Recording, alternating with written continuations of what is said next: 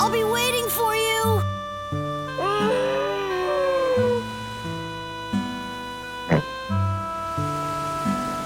Bye, Shingala.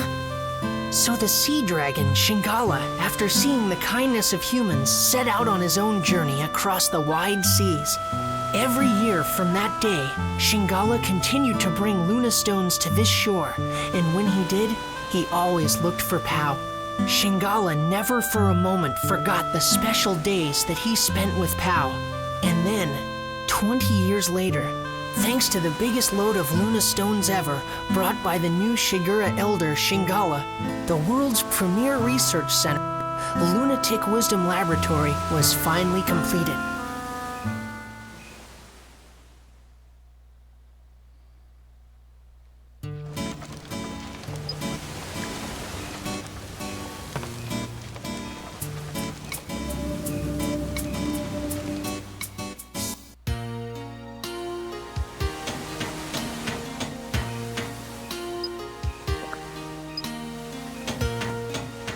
There you go, Shippo. Oof. Big old thing.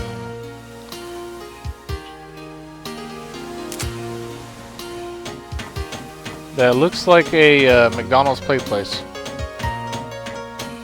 Oh, look at that.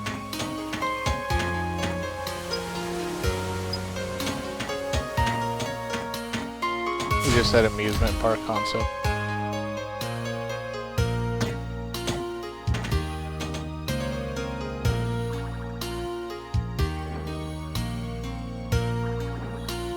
Just think of what I could make with all this!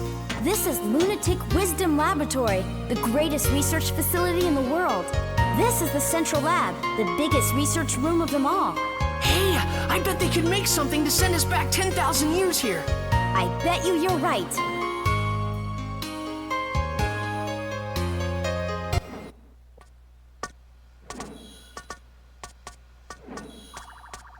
That dude's in the Thanks center to like you, a the lab's final been boss. completely restored to its former Sure state. did. I really appreciate it. And now, die! Now let me explain my plan for getting you to Griffin 10,000 years in the past. Really? Sure, there's nothing this Luna Lab can't do.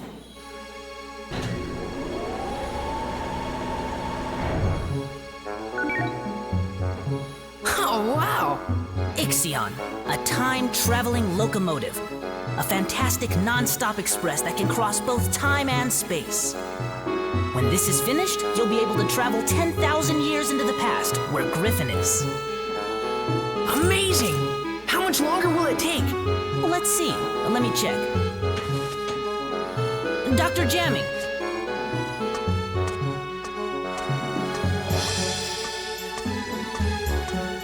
Dr. Jamming. Jamming? What? Now hold on a minute. This is not the same jamming that attacked you back in the past, okay? Well, not exactly the same anyway. He happens to be his grandson. Dr. Jamming's grandson? I'm terribly sorry. It seems my grandfather caused you a lot of trouble. Please accept my apology. However, without my grandfather's research, I would have never been able to develop the Ixion. My grandfather was researching technology that would allow objects to float on the air using sound. He called this his aeroharmonics flying technology. However, he came to a dead end in his research and became desperate. That's when Gaspard persuaded my grandfather into becoming one of Griffin's servants. But when he lost that battle to you two, he had a change of heart. He rededicated himself to his research and was able to perfect his aeroharmonics technology. He perfected aeroharmonics? Many flying vehicles were developed after that, based on his technology. Of course, the Ixion here takes advantage of the same technology, and by combining it with the space-time control panel I developed, my grandfather has passed away. But before he died, he told me I should use his research for something good and just. I try to carry on his wishes, and I think that by continuing his research, this world can truly be saved. Dr. Jamming. He was quite a guy. Yes, and you helped him become the man he was. Well, I wouldn't necessarily say. But that's strange. In the history I know, aeroharmonics technology was never perfected. Our travels must be creating a new history for the world. Do you think that's okay? Well, I'm still getting the hang of this, but I'm thinking that maybe history as you know it is not necessarily the one true history. Huh? As well as fixing the flow of time that Griffin has disrupted, we've also been able to add new flows to it. And though these have been different from the original flows, maybe they're meant to be the real-world history. Ultimately, you could say that even Griffin himself is playing a necessary part in creating a new, complete history. Griffin? Necessary? You can't be serious! Well, why not? Doctor, something terrible's happened. The rebel forces in the west are coming under attack from Griffin. What? Attacked? Get me Elena! Huh? There you go, Elena. Elena. Your name, Mother. Oh no. Just who is my mother? And why isn't she with us? Even my own father wouldn't answer my questions. Now I realize that Father hoped I would find out those answers for myself.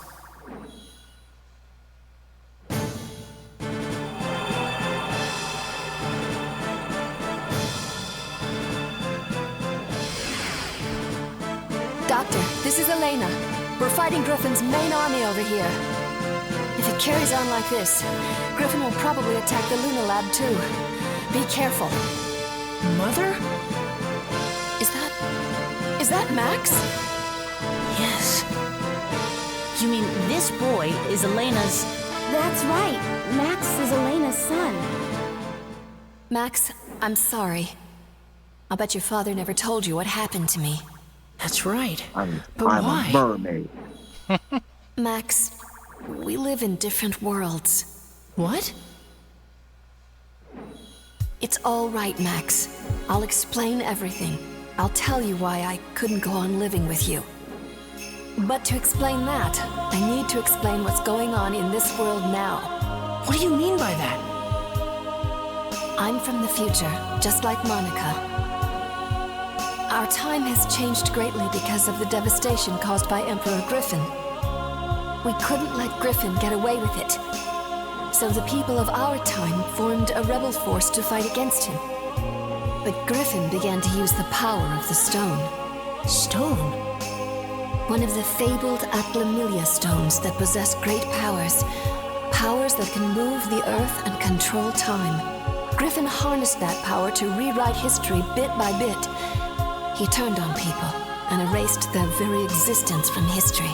Atlamilia are strange jewels with a will of their own. They choose their owners themselves. Legend has it that Atlamilia will only choose for their owners people of good heart. We don't know how Griffin has managed to get his hands on one of the Atlamilia. But the fact is, he can use the power of that stone. And for us to be able to fight him, we needed one too. 3 Atlamilia exist in the world. The first is the Sunstone, which Griffin possesses. The other 2 are the Moonstone, which emits a blue light, and the Earthstone, which emits a red light. So Griffin has a Sunstone, and you only can use an Atlamelia if you're actually of good of heart.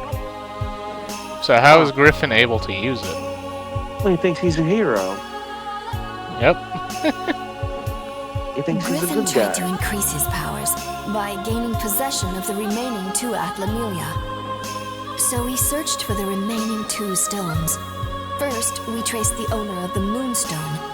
That was Monica's father, King Raybrand. At first, we thought we could inherit the Atlamilia from King Raybrand to help us in our fight against Griffin. But the stone wouldn't accept any one among us as its owner. And so, in the end, we were unable to get the stone. We guarded King Raybrand so that the stone would not fall into Griffin's hands. We decided to protect the person that the stone had chosen from the threat of Griffin. But Griffin was devious, and he assassinated King Raybrand. Griffin didn't get his hands on the stone, though.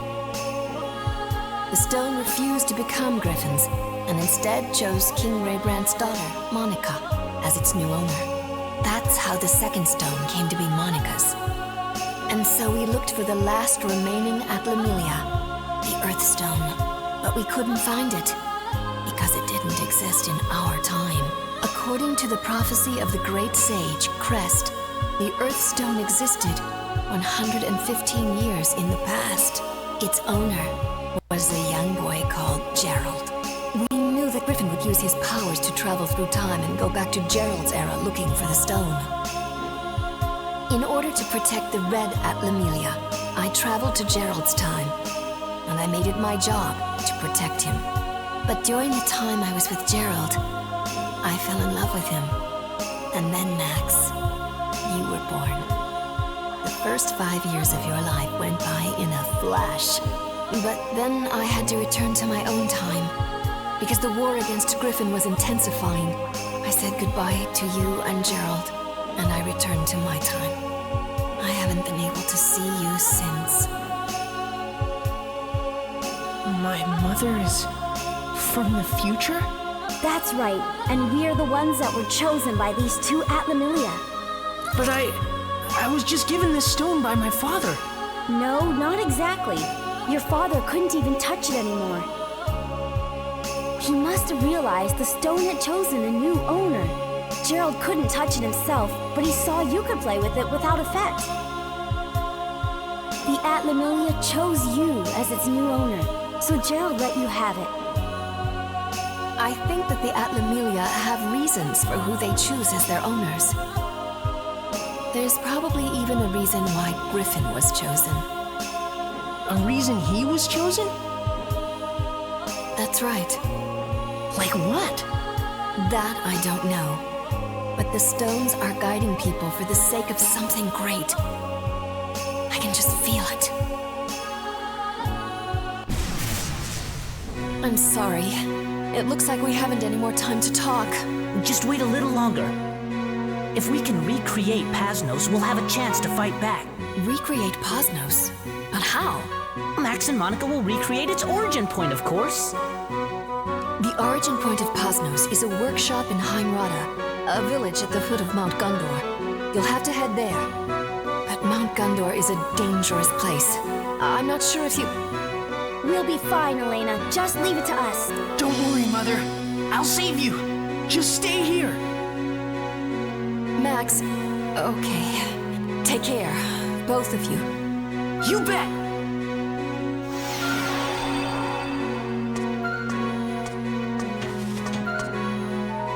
Hurry now and set out for your next goal. The volcano Mount Gundor. A huge factory, the Gundorada workshop, will be built there in the future. That's where the rebellion army's ace in the hole Pasnos will be built. Pasnos? It was the mobile stronghold of our rebel army.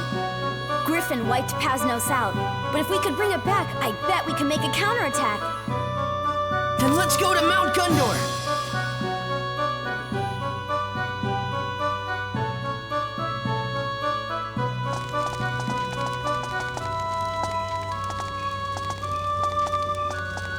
Hey, Max, Monica.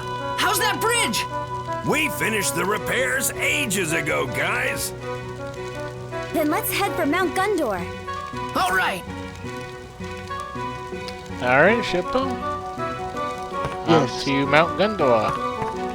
Mount Thunder. To fight Ganondorf. Griffin. Alrighty then, here we go. Mount Gundor, here we come.